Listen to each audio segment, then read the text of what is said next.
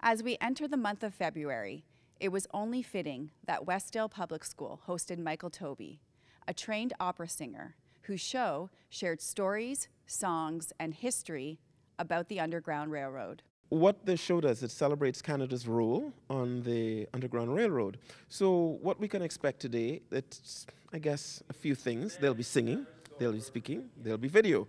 Try to mix it up so I can hold the students' interest. And one of the key things is that the students usually haven't heard an opera singer before.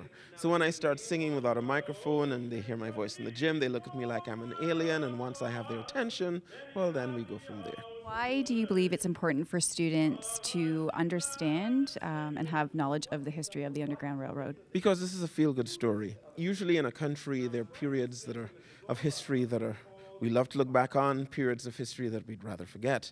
But this is a feel-good story because a lot of people don't realize that Canada played a very important role on the Underground Railroad. While our neighbors to the south were passing these draconian laws denying people freedom, we were welcoming people.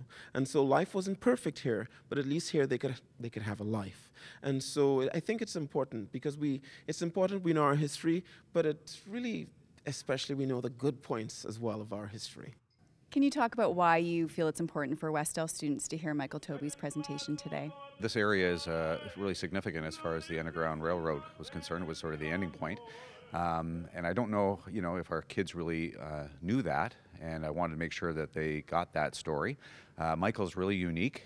He sings songs that were actually songs that were sung by the slaves as they were heading north, and they used those songs to communicate with each other. One night I came to see her, but she's gone to murder's hay. White man came, and he bound her with his chain.